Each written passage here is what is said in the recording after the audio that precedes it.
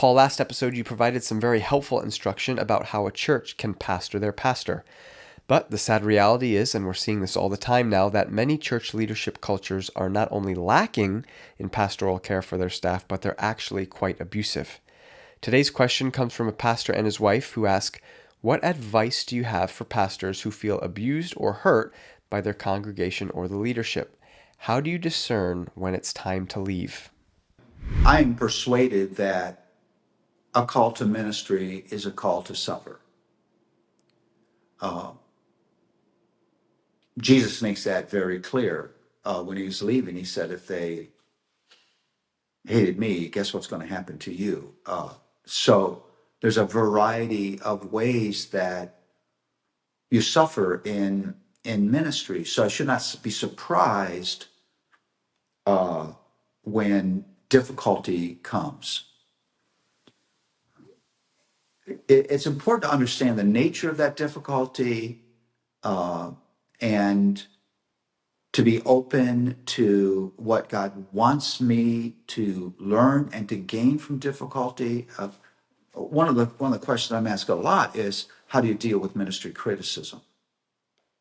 And I always refer to a story. When I was a fairly young pastor, I got a lengthy letter from a woman in our church that was very critical and very hard to read. I was very hurt, and I called my brother Ted, who had preceded me in ministry, and I wanted him just to dress my wounds. And he said, do you believe in the sovereignty of God? I said, sure I do. He says, well, then there's a reason you got that letter. If I hadn't been on the phone, I would have slugged him. And he said, here's what I think you ought to do. I think you ought to, over the next couple of weeks, read that letter over and over again and pray that God would reveal to you the things that you should listen to and the things that you should throw away. Well, the beauty of reading a communication like that over and over again over several days or a couple of weeks is that at some point, the initial hurt leaves and you read more objectively. And in that letter were 3 or 4 things that I absolutely needed to hear that absolutely changed my ministry. Now, God doesn't promise that the instrument will always be proper in the way they communicate. And so you want to learn, you want to grow. I've been in contact with pastors who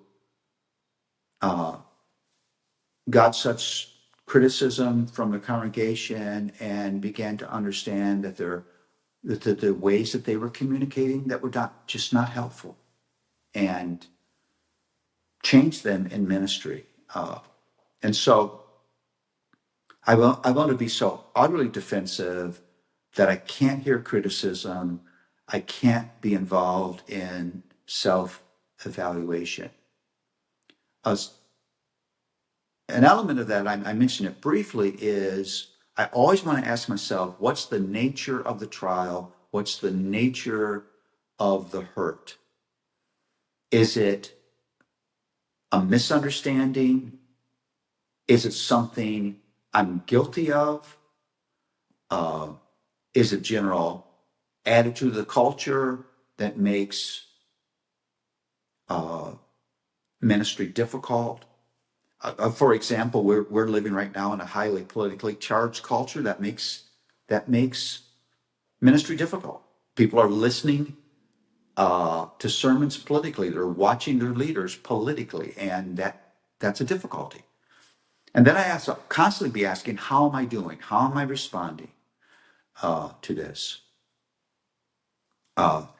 You get to the point where the big question is, are there isolated charges of disgruntled people that will never be satisfied, or have I lost the trust of the congregation? See, ministry in the local church is all about trust. The people in the pew have to look up at this person who's preaching and saying, this is a good man. I can trust myself to the ministry of this man. If they don't have that, it doesn't work.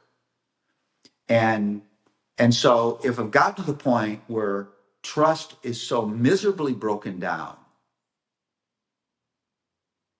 then that's time to leave. Or if I've lost such trust in the people that I feel so beaten down that I can't look people in the eye and I can't lead with joy, then I can't lead. And so it really is that the issue of leaving really is about trust. Uh, Trust that I can continue to lead this group of people, or have I lost my ability to do that because of their view of me, or because I'm just beaten down to a point where I'm not able to lead in the way that I am called to lead. That is not a decision that should be made lightly. That is not a decision that should be made in secret. That's a decision that needs to be discussed and prayed over, and you need advice and counsel over. Uh, but there are moments when a particular pastor's usefulness in a particular congregation is over, and it must be uh, acknowledged, and God gives you the grace to move on. Now, if we could shift the focus of church hurt to someone who's sitting in the congregation, sadly, again, the buzzword church hurt is all too common, with stories of people leaving churches in droves because of the lack of gospel integrity and character, not only from fellow congregants, but also from the top down, starting with ministry leaders and elders. So, what do you make of all this talk about church hurt? So I do want to talk about uh, the issue of abuse in the church first, because I think this is important to say as we talk about this hypersensitive culture we live in. I want to say again that every person in ministry is a person in the midst of their own sanctification. That means sin still lives inside of every leader. It's not been yet fully eradicated. That is in the process of happening. This means leaders in the church are susceptible to give way to temptation. So we need to acknowledge that the church is not always the safe place that God intended it to be. Leaders are not always the safe shepherds that God intended them to be. We need to acknowledge that there are those in ministry who use their knowledge and their position and their power to harm those they are called to help. That does happen. And so our first instinct when allegations of abuse come should not be to protect the brand or the leaders of the brand.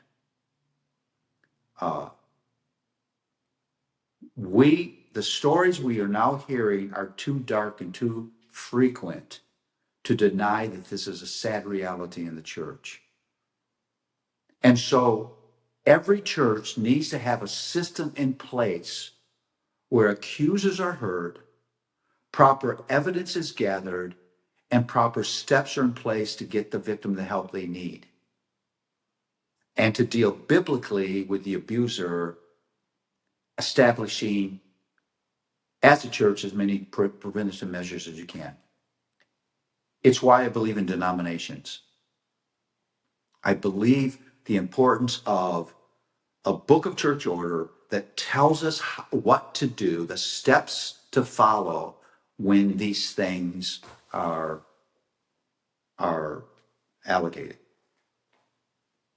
Uh, and the evidence is we're not doing well with this.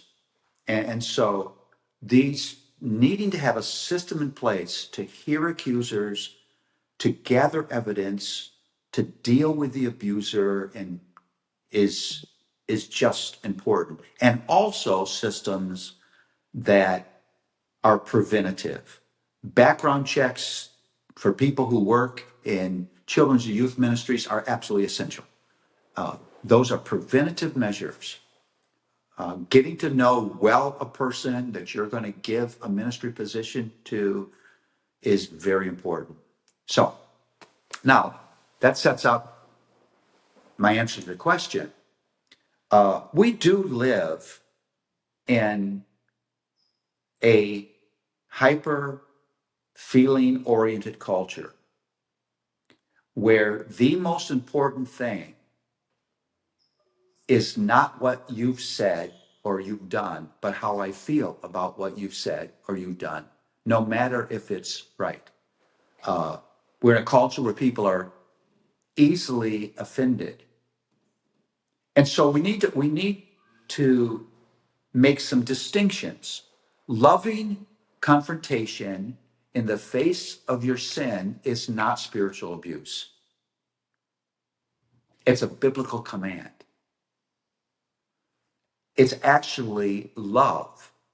Love that does not speak the truth to you is not love. It falls way below the biblical definition of love. Or, for example, another example, lovingly telling you that you do not have the spiritual maturity or the gifts for the ministry position you'd like to be in is not spiritual abuse. It's actually mature pastoral care. Uh, Biblical church discipline, as laid out in the New Testament, is not spiritual abuse. A pastor confronting themes of worldliness in his church is not spiritual abuse. Uh, so we have to make that distinction that there is true sin-based church hurt. And there's a whole lot of supposed church hurt that's not church hurt. It's the church doing what it's meant to do.